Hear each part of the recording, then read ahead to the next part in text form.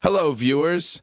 Here are real signs, backed by psychology, genetics, and your suspiciously good taste, that you may have royal blood running through your veins. Sign number 1, your facial symmetry is unusually high. Well, let's start with the most obvious royal receipt, your face. Not to be shallow, but if your selfie camera treats you like royalty and your passport photo doesn't look like a crime scene, you might have inherited something special. According to multiple studies in evolutionary biology and psychology, facial symmetry is a universal sign of strong genetic health. It's not just about beauty, it's about balance. Eyes evenly spaced, nose centered, lips aligned. This kind of harmony suggests your DNA got the VIP treatment during development.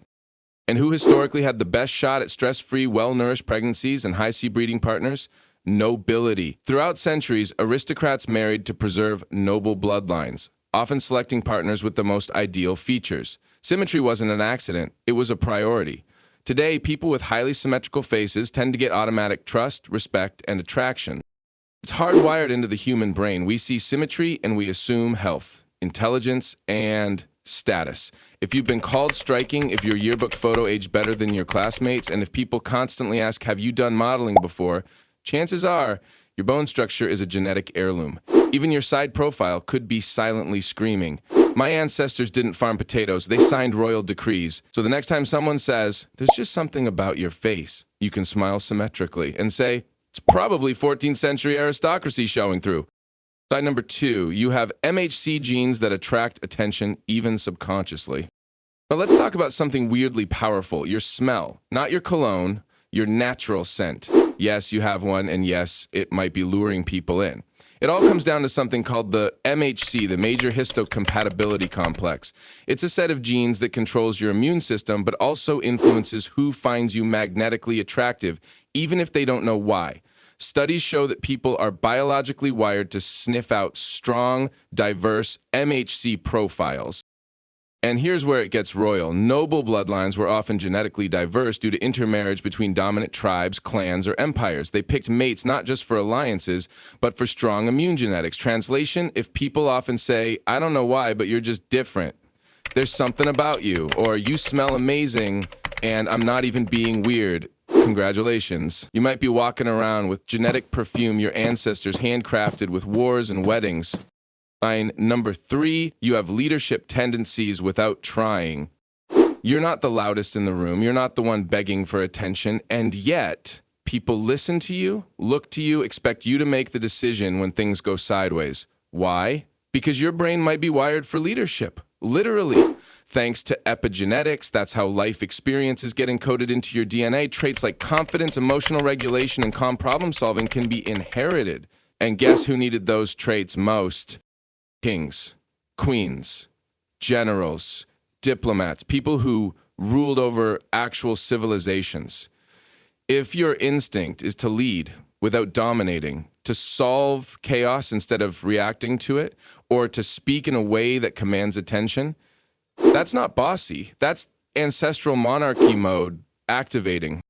Sign number 4, you gravitate toward luxury and your brain rewards it. You're not materialistic, you're just allergic to tacky. You crave elegance, texture, aesthetic alignment. Gold accents make your brain go mem, and you physically recoil at cheap decor, itchy fabrics, or synthetic smells. Why? Because neuroscience shows that exposure to beauty, symmetry, texture, design, activates your brain's reward system. For most people, this is minor, but for people descended from environments of refined luxury, this wiring is stronger. Their brains were literally raised for centuries on marble floors, velvet robes, polished silver, and candlelight. So if you walk into a cheap Airbnb and instantly feel like something's off, it's not snobbery. It's your ancestral taste buds screaming. Sign number 5, you carry rare haplogroups or ancestral markers. Now we're going full DNA mode. If you've ever taken a genetic test like 23andMe, Ancestry DNA, or Living DNA, you might have stumbled on a haplogroup that's basically a genetic fingerprint that traces your deep ancestral lineage, sometimes back thousands of years. And guess what? Some royal dynasties can be genetically traced through specific haplogroups. R1b is linked to ancient European nobility. C3 is connected to the line of Genghis Khan. Some haplogroups are so rare, they only appear in elite tribal leaders or rulers. If your DNA shows high concentrations from ancient elite regions like noble Europe, dynastic Asia, or royal Africa, you might be walking around with genetic credentials from a forgotten throne. Bonus, if your report says less than 0.1% of the global population shares this lineage, you're not weird, you're historically exclusive. Sign number 6, you feel like you don't belong because you don't. Let's talk about that feeling you've had your entire life. You're at a party, surrounded by small talk and cheap drinks, thinking, this can't be it. You've always felt different, like you were meant for something bigger, more meaningful, more elevated. And no, that's not delusion. It could be ancestral dissonance. According to psychology, people can inherit what's known as transgenerational memory, subconscious patterns passed down through DNA. If your great-great-grandmother lived in a castle, wore jewels, and made power moves before brunch, your modern-day soul stuck in a 9-to-5 might just be glitching. You're not too intense, you're just genetically overqualified for basic living. Sign number 7, you have freakishly accurate intuition. You don't guess, you just know. You sense people's intentions before they speak. You make choices based on vibes, and those vibes are usually right. Turns out this isn't just gut feeling. It's pattern recognition plus genetic inheritance. Your ancestors weren't scrolling Instagram. They were dodging betrayal, reading body language, making political alliances, and detecting danger in royal courts.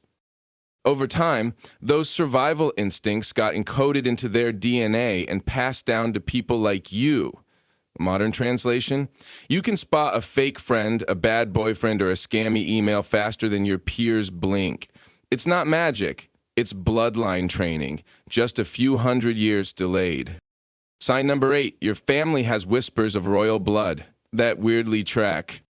Every family has that one story. Your great-grandfather was a baron. We're distantly related to some duke in Europe. Someone in our family married royalty or was secretly adopted into it. And most of us shrug it off as folklore, but don't, because genealogical studies show that oral family tradition is often based in truth, especially when the details stay consistent across generations. If you've got a family crest collecting dust, a surname linked to nobility, or a grandmother who swears you have king's blood, you might want to take that 23andMe test and follow the trail. The odds of being connected to royalty are higher than you think, because monarchs have a lot of kids, and not all of them were born inside the palace. Sign number 9, your brain loves old things. Almost too much. Do you feel a little too emotional around ancient architecture, classical music, or old paintings? Like soul-level nostalgia for places you've never been? You're obsessed with castles, candlelight, Baroque compositions, or medieval aesthetics? And no, it's not just a phase. It might be genetic memory. In neuroscience, this is called ancestral imprinting, when the brain reacts emotionally to stimuli connected to inherited cultural or environmental settings. If your bloodline spent centuries surrounded by elegance, power, or artistry, your brain may be wired to recognize and crave it, even today. So no, you're not being dramatic. You just remember things your body has never technically experienced. Because somewhere in your genes you have.